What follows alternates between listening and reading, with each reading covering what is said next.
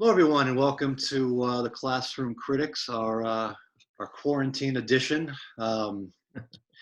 We normally meet in person, but we are doing it through Zoom, and I'm here at an office at a childcare that my wife and I run, and I'm not in my usual place, and I'm joined with Andrew Martino and Walt Freeman, as I usually am, and tonight we're discussing The Irishman. Martin Scorsese, his long-awaited gangster epic. I guess you can call it kind of a reunion film, right? Mm.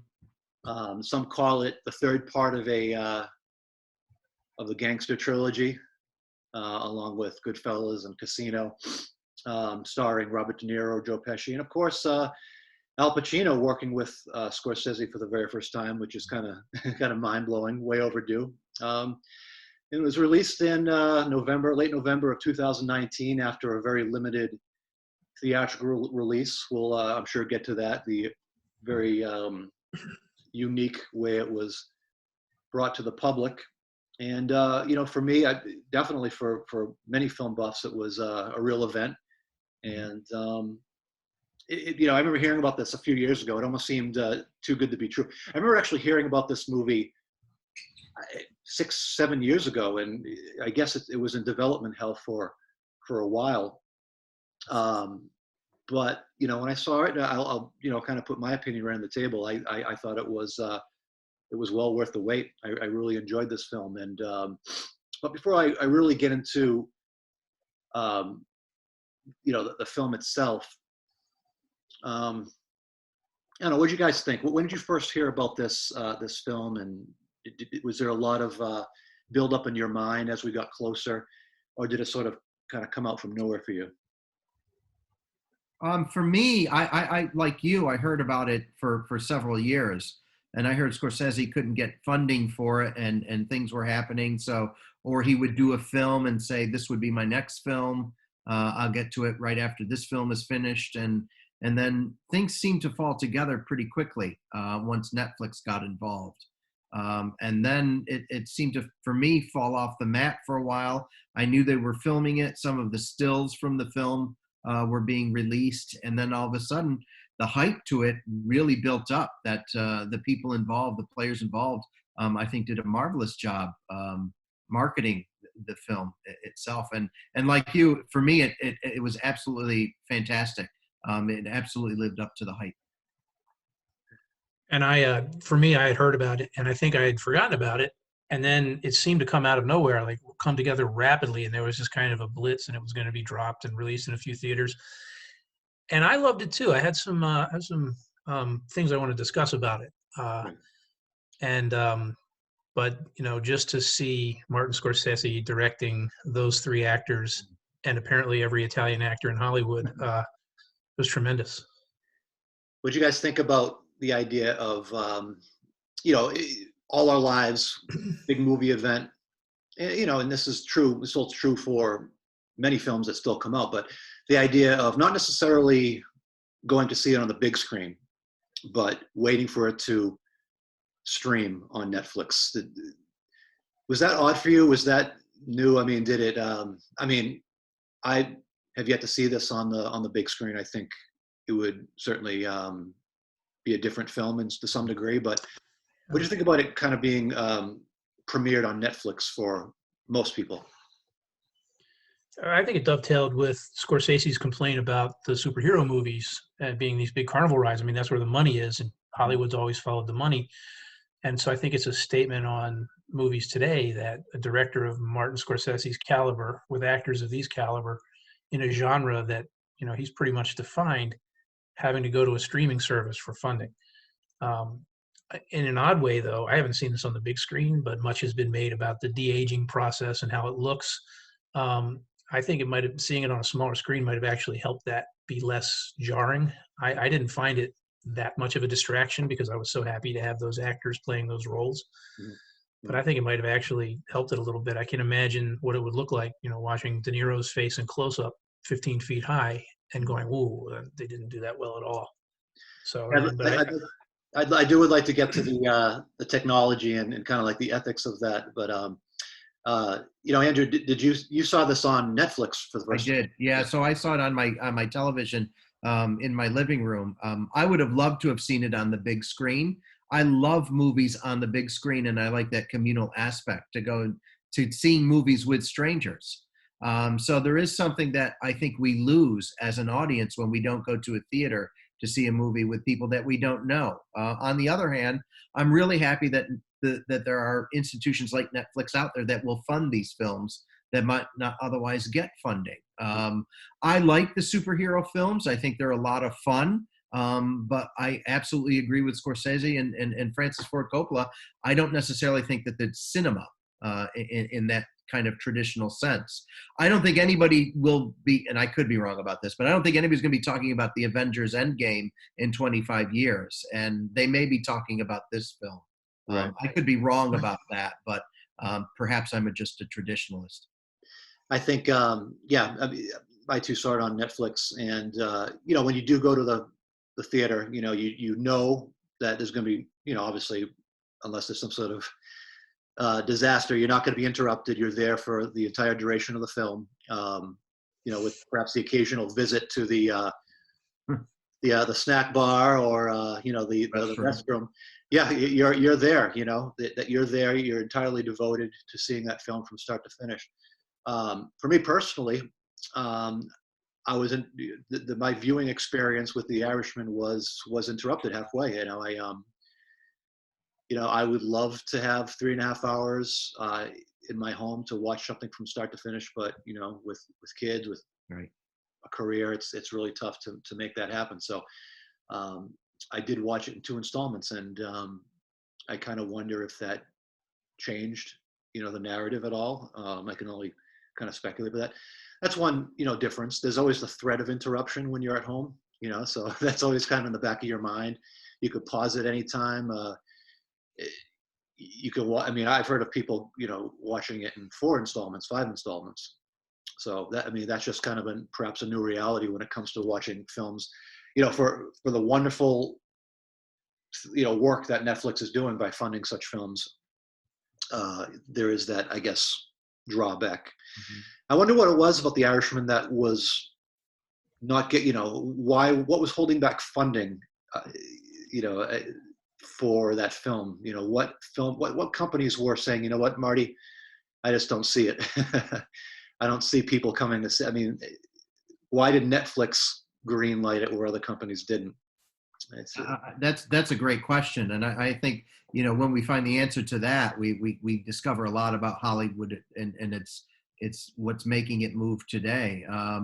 The fact that a big studio wouldn't give Scorsese the green light to do this is, to me, astounding. Of all people, it's not a first-time director coming with an idea. It's Martin Scorsese, and I think it tells us a lot about how cinema is changing today. And I can only say, in my very unprofessional opinion, that it's at the whims of the market, and they're going to go with whatever is selling today. And as a result of that, we do get some great movies, but there's a lot of movies that we don't get that could be great. Well, you can see it. They're going to get the idea or the proposal or the pitch, and they're going to turn to an actuary. Yeah. And say, what's this going to make versus what we invest in? And it's not. And so, it's frustrating.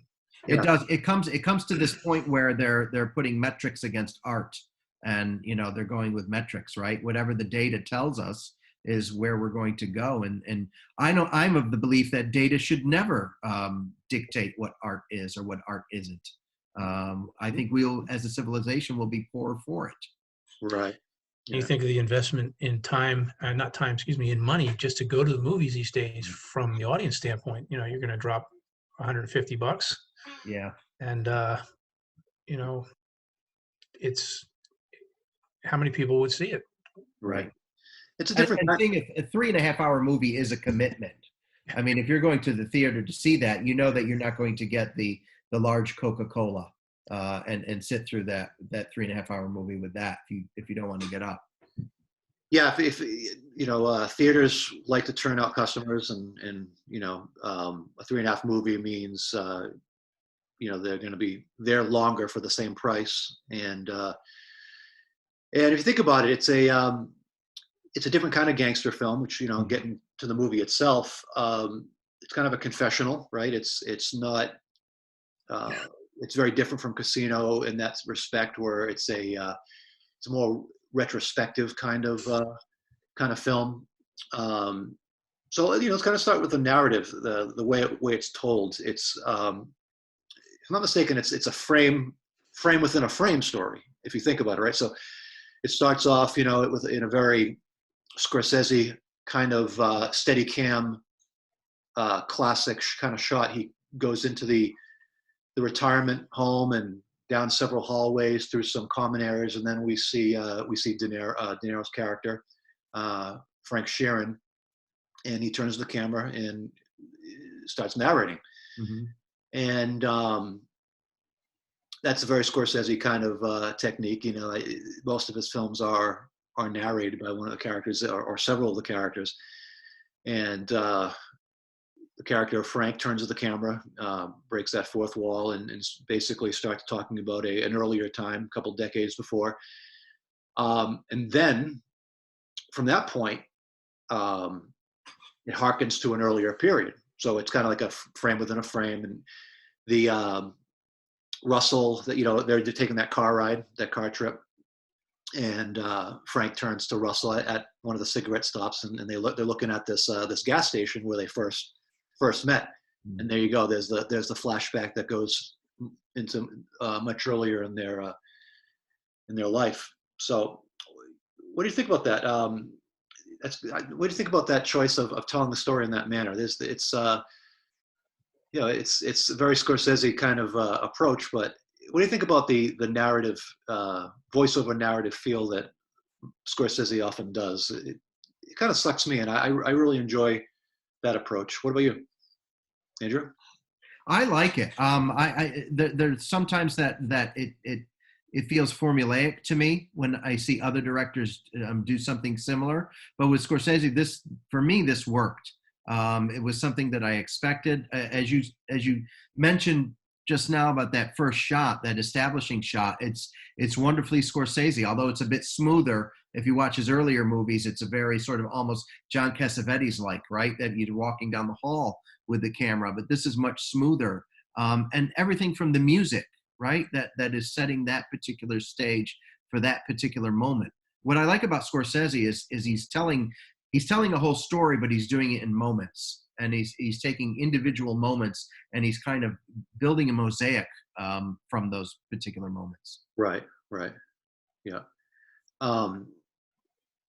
And I do view this film. What we'll probably get. Sorry, a little Zoom pop-up came at me there. Click it off. Once we get towards the end of the film, I'm sure we'll have more to say about this. But I kind of view it as a confession in a way, and it's based on the book by Charles Brandt called "I Heard You Paint Houses" from 2004, which reports on this basically deathbed confession by Frank Sheeran, who makes the claim that he killed Jimmy Hoffa. And I don't know, I've heard some people kind of they're critical of the book itself, saying it can't be true. There's no way. It's a lie. And if that is true, do we view this as historical fiction? As you were watching this, did you view it as history, as just some sort of dubious confession? When you went into this, did you have any idea about the factual nature of it? Was there anything in your mind? Personally, I knew nothing about the movie, other than who directed it, who was in it, and that it was a gangster film when I sat down to watch this. I didn't even know that. I purposefully did not look into it. I kind of wanted to approach it with extremely fresh eyes. I didn't even know that Al Pacino was going to play Jimmy Hoffa. I didn't know it was even in the narrative at all. How did you come to this movie in terms of your knowledge about its history? I'd known it was based on the book, and the book had been widely criticized, but I just think Scorsese was filming the story. So I looked at it as a piece of historical fiction. I'm going to set this narrative, excuse me, against a backdrop of very real characters. And one thing that told me that he was filming the story more than history was he didn't really go for actual look. The guy playing Bobby Kennedy looked almost nothing like Bobby Kennedy. And it didn't matter. His role stayed the same in the story. So I don't think Scorsese was interested in whether it was true or not. I think he was just trying to capture the flavor. Can I go back real quick? You had mentioned about the structure. Of course. To me, the opening and the way it was structured reminded me of the Odyssey, which starts in the middle, goes back to that middle point, and then goes forward. Yeah. And to me, he chose that format to say this is an epic. I think another director filming this would have abstracted the story to maybe just focus on the time with Hoffa. But Scorsese says this is an epic. I'm doing the whole life. Yeah. And that's what that format allowed for. Anyway, sorry, I wanted to get back to to that. I think it's historic fiction. Sure. It's interesting because I've read and I've seen the Netflix special with the actors after that, where they're talking about the filming of this, and De Niro has gone on record saying that this is the version he subscribes to, that he thinks that this is probably as close as we'll come to discovering what happened to Jimmy Hoffa. I look at it as Walter does. This is one director's point of view of what could possibly happen. I think when we start getting into this is, Scorsese making a statement, that gets into dangerous territory. And I think it's the possibility of what could have happened at a particular time. What I really like about this, and this goes back again to what Walter was saying, it's very mythological, and it's specifically American mythology that we're talking about. Not only in terms of the gangster aspect of it, but the Jimmy Hoffa aspect. One of the things I like about Scorsese so much is that he's really doing American history, but that kind of, it's the underbelly of American history. He's telling those stories that aren't not necessarily positive to tell, but nevertheless, it's very American. I find this a very American story that he's telling, and it's very close in terms of structure to, as you quite rightly said, to the Greeks, and I think it harkens back to the Greek tragedies, to be honest. Yeah.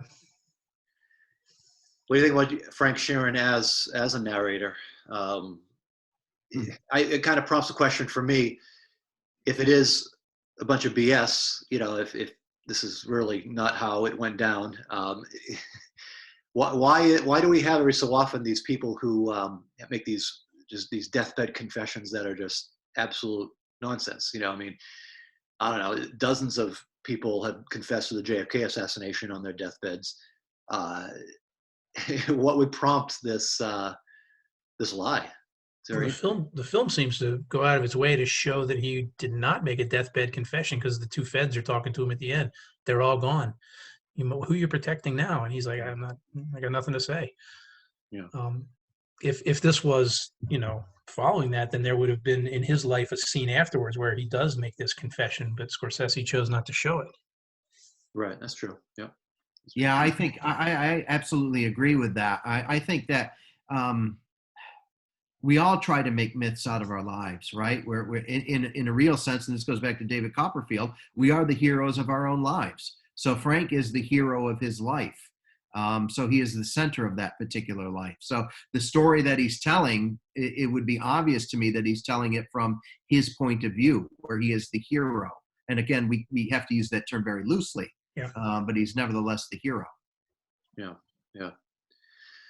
And I don't know. He's an interesting character because obviously he's sociopathic. I mean, could we go that far? Is he? He's obviously right. Yeah. He's for what he is. He's a cold-blooded killer. But if we're talking about narrative theory, he's absolutely an unreliable narrator. That we have to take everything he says with a grain of salt. Right. Yeah. I saw him. For me, the arc of his story in terms of how he got to be, you asked, was he a sociopath? We see him in the war being ordered to execute unarmed prisoners, and he does it and then he shoots him again because you can imagine the first shot didn't kill them. And so he's legally being told to do this. And you have to imagine it wasn't the first time. And he went on to see other horrors. So he comes back to society with back then what was not recognized as PTSD. And to him, killing, the only way that he can maybe psychologically rectify in his mind killing is something that he can do emotionlessly, is because it was once the thing he was ordered to do. And if, therefore it becomes a moral choice. And again, I'm not forgiving his choices. Plenty of people went through PTSD and didn't turn into sociopathic killers. But if you watch the story after he gets back from the war, most of the film, he's fairly emotionless. I mean, you can see when his loyalty is tested and his anxiety about killing Hoffa. But the scene that he only lets his emotion really show through is when his daughter got pushed by the grocer, and he goes into a rage. And after that, we never see that again when he's committing acts of violence. And so I think to him, in his mind, he's rectified that the only way I can do this is to emotionally detach myself from what I do. Otherwise, that makes me a bad guy. I think that's an excellent point. And I also think that it really speaks to what the film is saying in its biggest level, right? Which is be a good worker.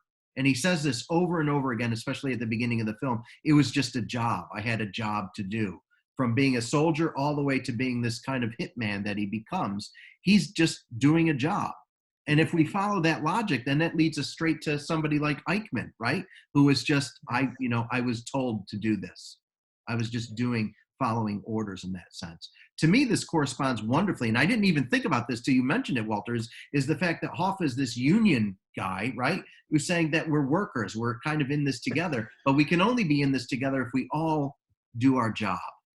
So it really takes the individuality out of it in a sense. So this makes me ask the question, and I'm interested to hear what you guys have to say. Do you think that maybe this is Frank's way of kind of absolving himself of the sins that he committed, from the murder all the way down to the type of father and husband he was? Yeah, he never kills anybody on his own initiative. Yeah. And so he's ordered to do it, and therefore the blame, I guess, is not on him. Right. Well, you mentioned, what about the emotion? Would you say that he shows a degree of an emotion? I can think of two other places when he was on the phone with Hoffa's wife. It seemed very painful for him to, just kind of lay it on that lie, as he's asked point blank, do you have any idea what happened to him, where he is? And he had to lie, and it seemed very painful to him. So, he didn't break down and cry or anything, but he definitely seemed, in pain over that. And what about the other one where he sees his daughter in the bank? Yeah, that's so bad. That's so rough. Yeah. Well, and then there's also at the end when I forget who asks him, "Do you feel any remorse? Do you feel anything for these people?" And he can't articulate a response. Yeah, he seems to be just someone who's numb, or he tries his best to be numb, but there are points where there is pain. It's just very interesting that we feel for him. At least I did. It's. I guess it takes a filmmaker like Scorsese too, and I don't think Scorsese is trying to get us to necessarily feel a lot of sympathy for him or feel too much for him, but we do. He somehow gets us to at least care a little bit, or at least be interested in him or in his fate, or kind of looking at him as a character study. But I don't know. Am I in the minority here? Was I the only person who felt a little bit for him? I don't feel too much sympathy for the guy. I think that him being alone, his daughter turning his back on him at the end was his comeuppance. It was just, even though he could never truly pay for what he did. For some reason, there was something in me that felt that a little bit. I think at times he does come off as a sympathetic character, particularly in that bank scene that you mentioned. That's tough to watch. That his daughter just kind of she turns her back on him, and she's not going. And I understand her point of view as well. But I keep going back to that final scene of the film where he says, leave the door open. I like it opened a little bit.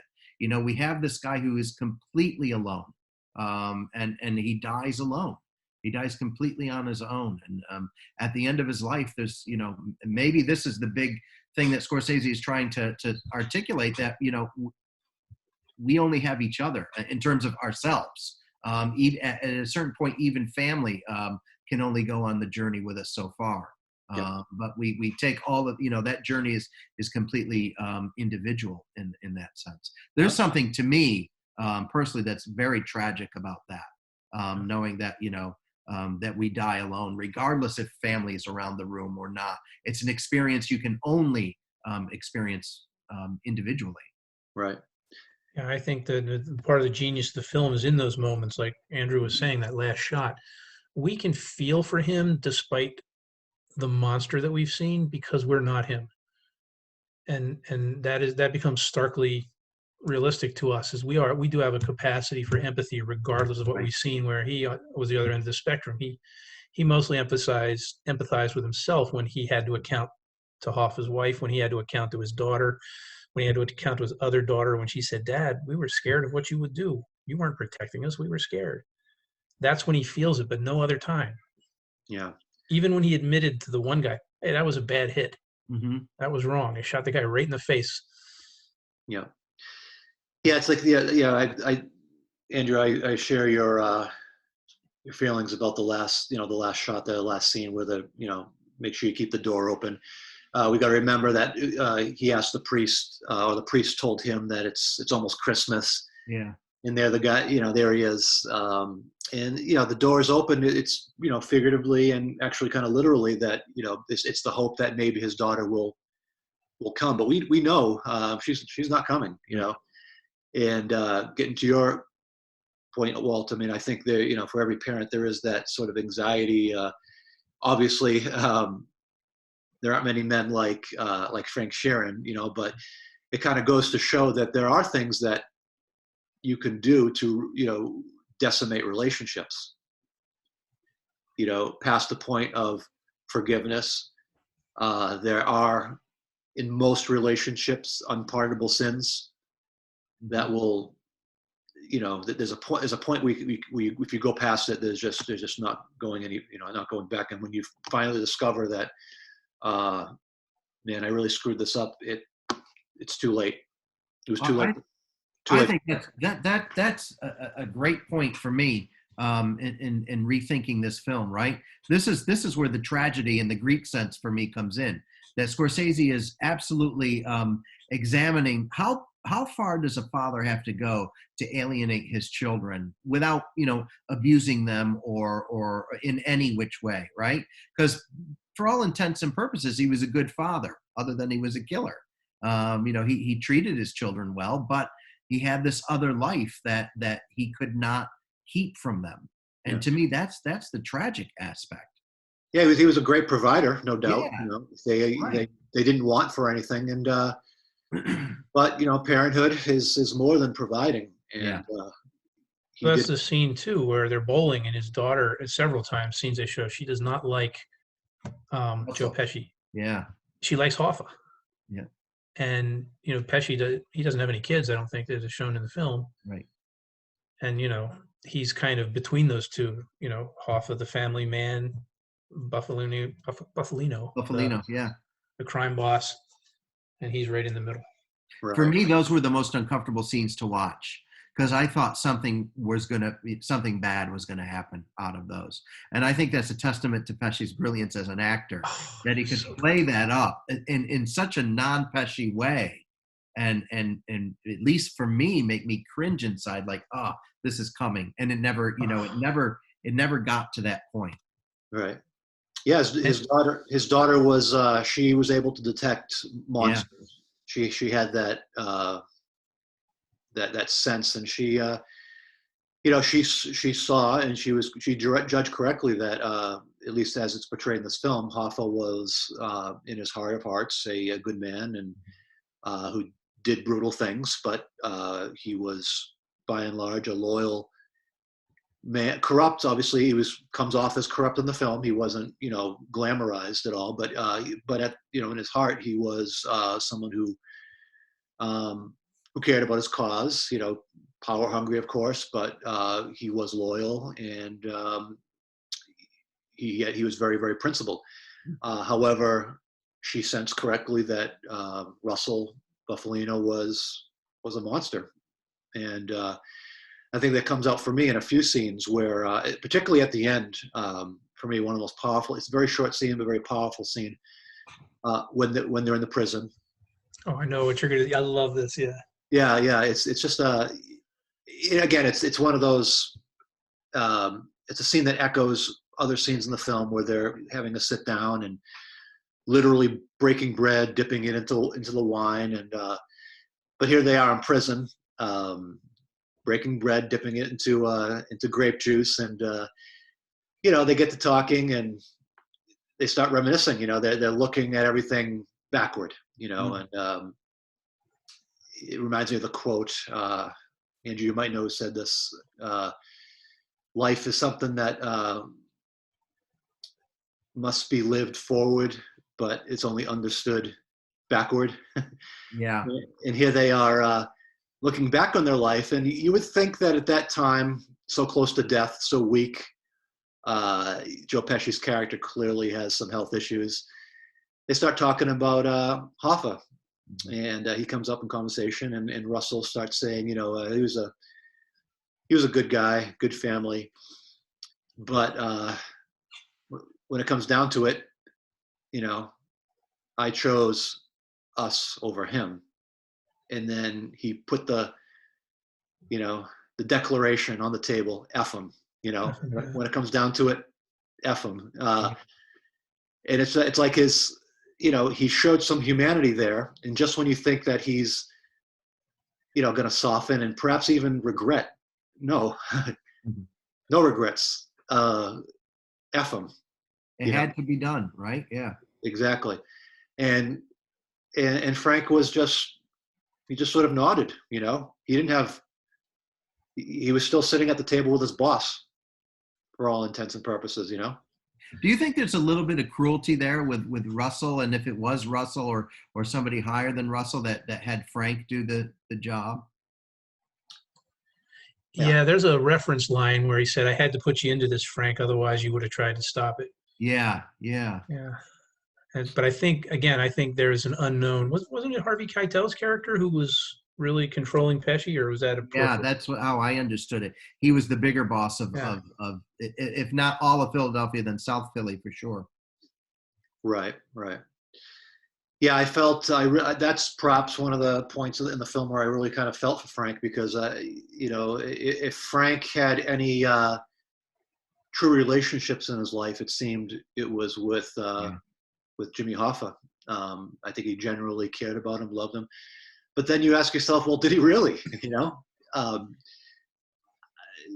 mean, it's such a interesting contradiction. I think that's what makes really honestly great characters, great stories, when you have these two really opposing forces within the same character. And I believe he loved Jimmy Hoffa, but once again, how much can you love someone if you are going to follow those orders? And so I really kind of felt for him there, but then I was angry at him, And by the way, I just love sometimes how, we can kind of go down the list here, but in a lot of Scorsese films, just the way he executes certain characters, it's very interesting. Some characters are executed very dramatic and I don't know, with lots of technique and sometimes musical accompaniment, but then sometimes they're just killed. I can think of Joe Pesci's character in Goodfellas. If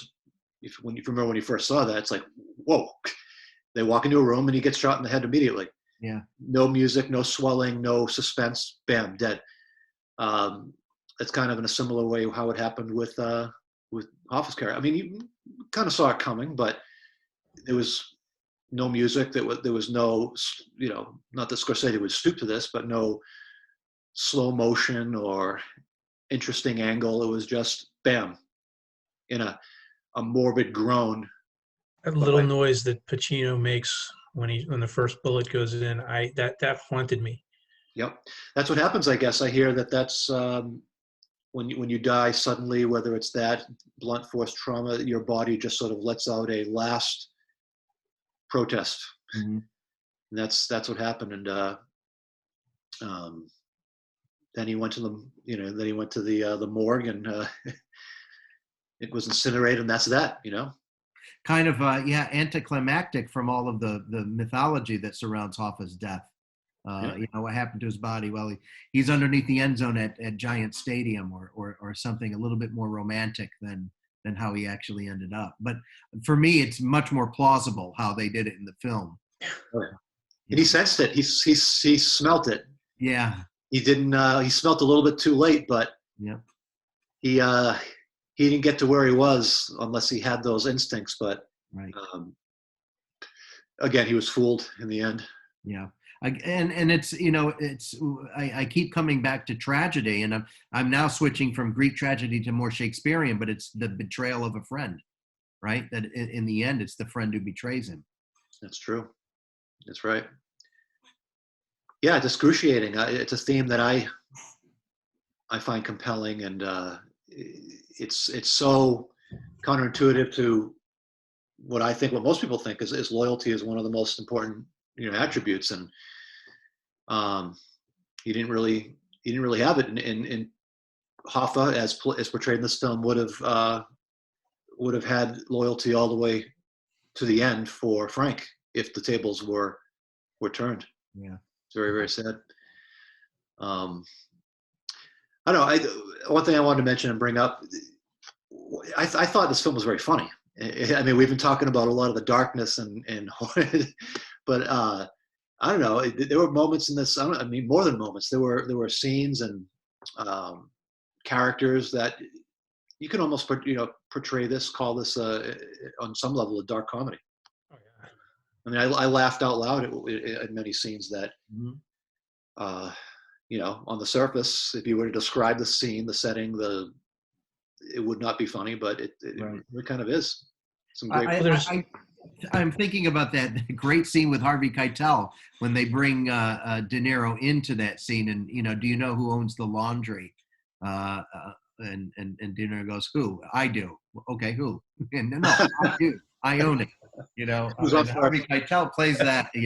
I think if I had one criticism of this film, I would have given Harvey Keitel. I would have developed his character a little bit more. It's a minor criticism, but I would have liked to have seen more of Harvey Keitel because I thought he was absolutely brilliant. Yeah, he's such a good actor. Yeah, underutilized. I would venture to say that there's probably a lot of his scenes are on the cutting room floor. Yeah. They had to edit it down, but yeah, you're right. I love the. I have to get the character list out, but the boss who was a prison mate at one point with Pro. Yes. Little Pro. Yeah.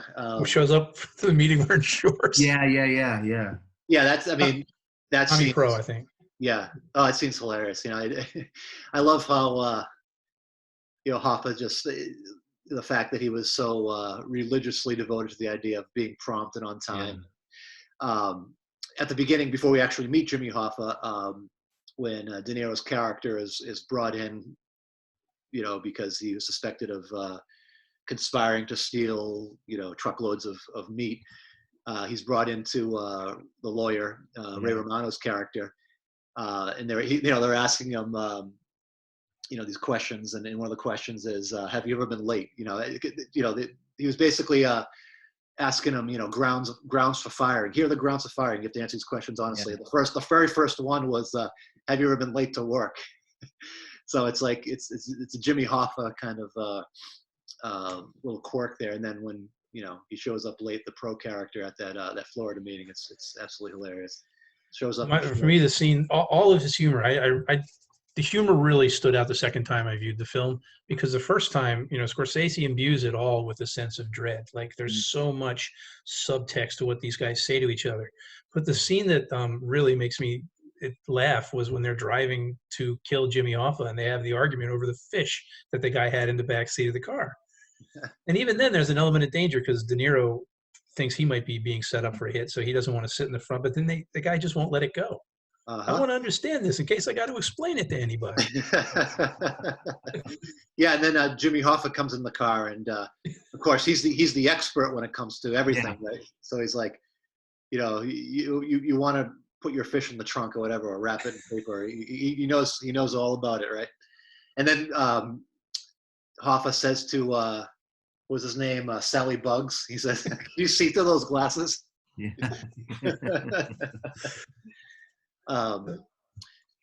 But yeah, then I love to see, you know, the going back to the Florida meeting with Pro there, you know, they start arguing about, you know, what's considered late. 10 minutes or 15. Yeah. It's just it's and then we have, you know, I think Jimmy Hoffa is a character. He's kind of he's very much the comic relief in a way. He doesn't even want to be at that meeting in the first place. He resents it. So No. already he's going in with that attitude. Yeah.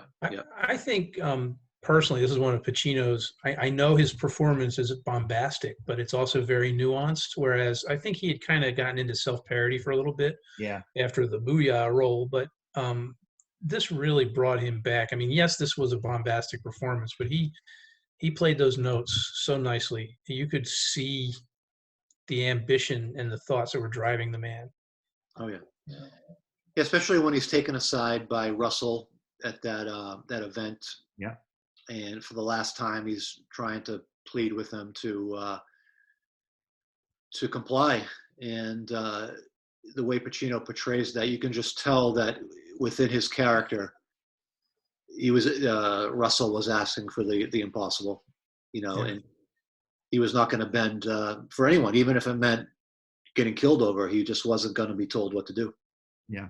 This is the example of a great actor in the hands of a great director, because Pacino's last several movies have been awful. You know, his performance hasn't been great, but yet his made-for-TV movies like Angels in America and Kevorkian, and even the Phil Spector film for HBO were really great performances. Yeah, I've seen those. I think. Yep, definitely. Yeah, you're right. Oh, he's on that series Hunter, the Hunters on Hunters, Amazon. But I can't stand the series. I didn't like it, but his performance was really good at it. Yeah. Yeah, he was bombastic, but that's the character. You know, Scorsese cast him perfectly for that, and I bought into it. The scene where he sees the flag at half-mast at the JFK assassination, and he's outraged by that, and orders it right back up, and says he's quoted for saying, you know, now Robert Kennedy is just another lawyer. Yeah. But you never saw Pacino on screen. You saw Hoffa, and that's you know, and that's really, he disappeared into the character. Really played to his strengths. Like you, I agree. Who said it? The director in the hands of a great director. Yeah, and I think Pacino really needed this role because you know, his acting has not been great, and I'm a huge fan of Pacino. Yeah. So some of his last couple of movies have been very painful to watch. Right. Yeah. Then you have Anna Paquin, am I pronouncing that correctly, who plays the older Peggy, the daughter, in a film that's certainly not populated with many female characters of note. She definitely gives a very powerful performance with very little dialogue. You know, kind of getting back to her. Were there any moments that you felt for her character that you found pretty compelling when it came to her character and her relationship with Frank as an older woman or a young woman? Well, yeah, and I think and credit to Anna Paquin, but also the young actors that played the character. We see the character age distinctly more than the others, you know, and from a girl to a young woman, and again, not given a lot of dialogue. More dialogue from the younger character than the older. Yeah. But yeah, you could read her fear and her anger in the way that she looked at her father. Yep. especially when again, most of the older character, not much dialogue at all, Right. until finally, and I think it makes it more impactful, the fact that there wasn't much dialogue until the scene where Frank is on the phone. Okay, so Frank is asked by his wife if he's been in touch with Hoffa's wife. I forget her name. And he said, no, I haven't gotten around to calling her. And suddenly, out of nowhere, if you remember, she says, "Why?" And it's almost like right there, that she knows something. Yeah. Do you think you think of that moment, are we meant to think that she is certain that he has something to do with it? Yeah. This is a girl I think has been set up from the very beginning as to be a powerful observer, right? From those childhood moments that we see her watching everything. This is a kid that doesn't miss a beat. And I know this film has taken a lot of hits because of the portrayal or the lack of portrayal of women. But I do think that the women that are involved those statements are really powerful. They're not always speaking statements. There's a lot of ways to act.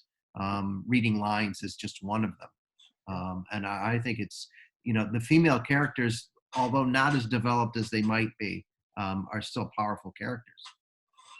Yeah, and they I remember reading a piece on this where they, first of all, she defends her role in the film. Yeah. And secondly, they said we picked Anna because of her ability to act without words. Right. Yeah. No, I think it was a fantastic choice. I mean, a lot of dialogue doesn't necessarily equal significance. Right. I think in her case, less was more, and her character, her performance is of someone who is good, virtuous from what we know, and in a film that's populated with, horrible people. Mm-hmm. So I think there's a lot of strength there. I kind of take the opposite point of view. So yeah, I thought that was for me, that heartbreaking moment when she calls him out, basically. I mean, she all but calls him out, right? And he has to lie to his daughter. I mean, he lies directly to his daughter's face. Yeah. About everything, pretty much, right? She confronts him, and he can't tell the truth, and so the rejection of him is something that he entirely earned.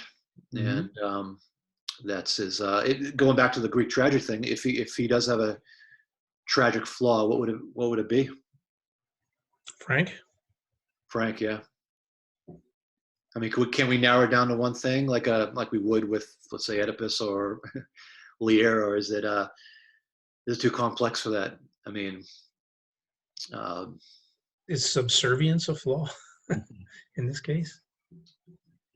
Yeah, I mean, I don't know if we can narrow it down to one particular aspect. I think there's a lot in his character that is flawed.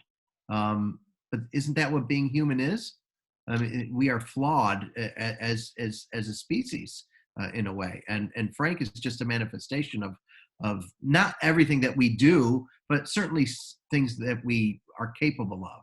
Yeah. And he just does those things that we're capable of, but most of us do not act upon.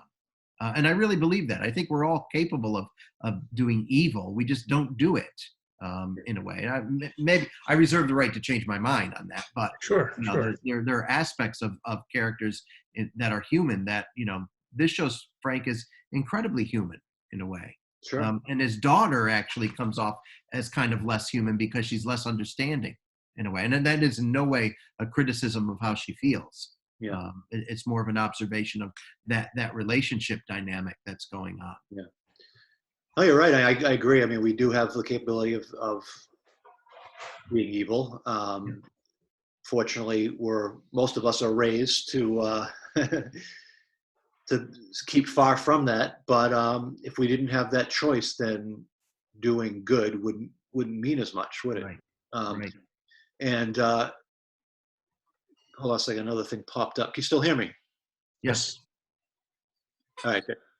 All right. Yeah. So Okay, so yeah, I agree. I think it's more complex than kind of narrowing it down to one tragic flaw. But one thing that kind of sticks out for me, and I think one of you pointed this out earlier, um, is when he's sitting down, I think for the very first time with Russell at, it's one of those restaurant scenes, and he might be drinking wine and dipping the bread in it. I'm not sure, but I think it's one of the very first real conversations that they have, other than the truck repair scene. And he's talking about his time in the military, and he's going on about surviving, and he comes to a point where he starts saying, you know what, I started to think to myself, F it is basically what it came down to. I just I stopped caring, or I stopped, I started living kind of like for the day, surviving for the day.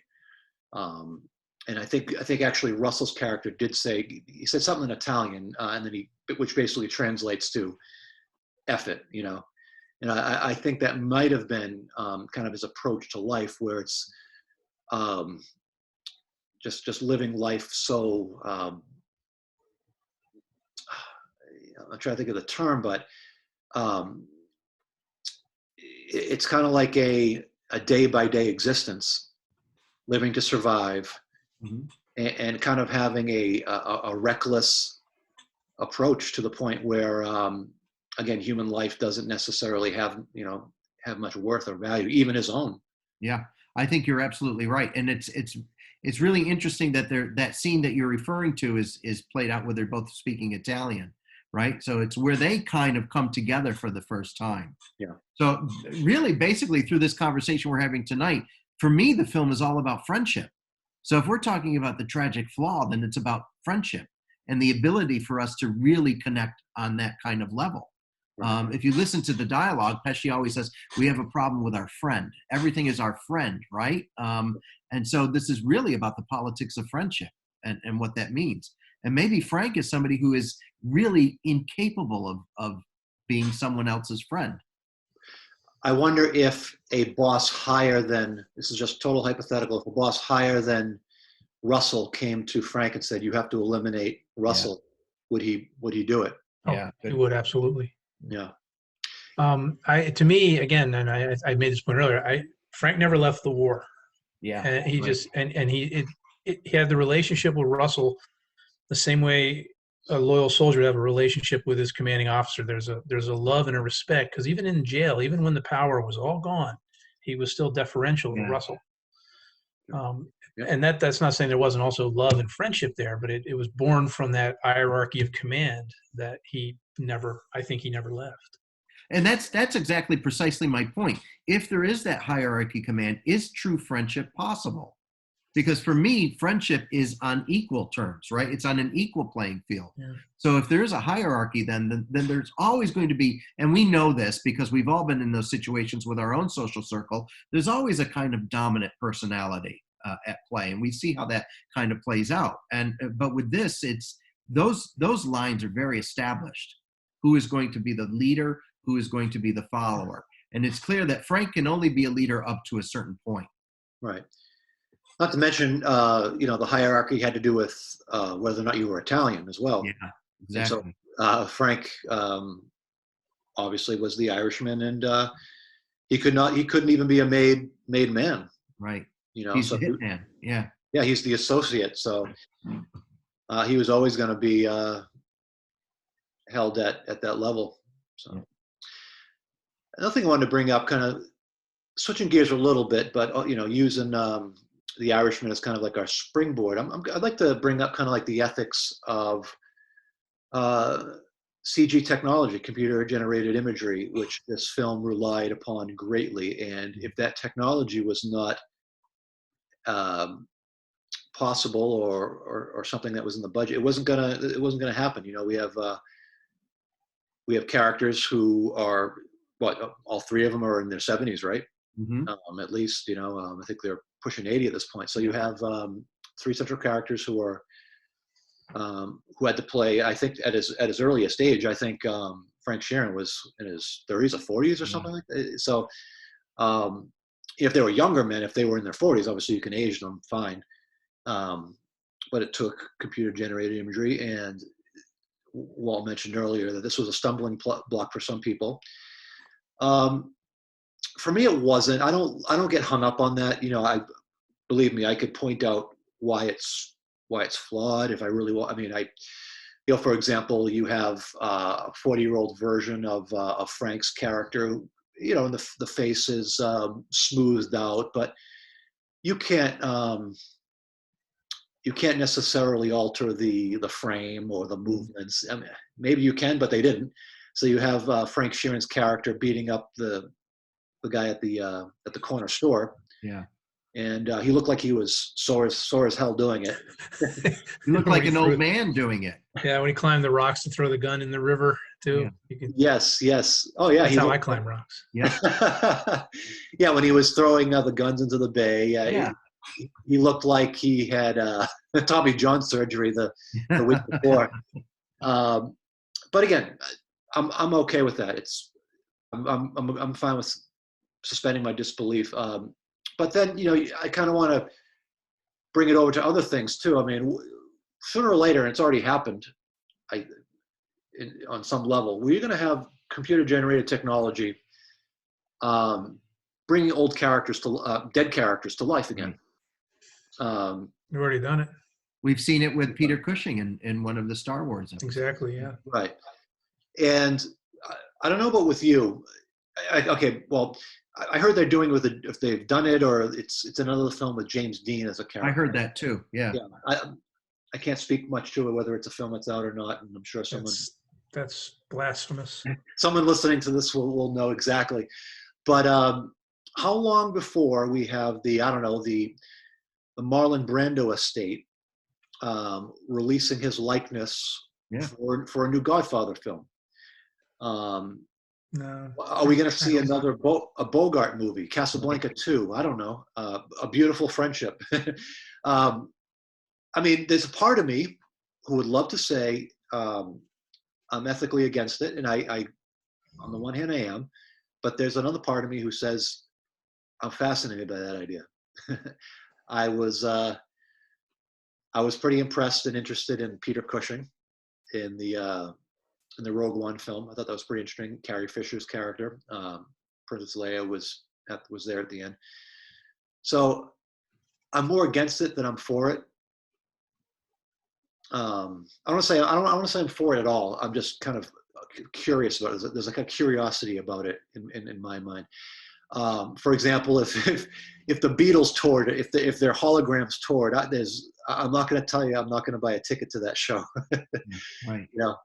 So I guess let's starting with the technology used for The Irishman. How did you feel about it, and what do you think about the ethics of where CG is kind of taking us right now? I had an issue with De Niro's eyes. I couldn't get past that.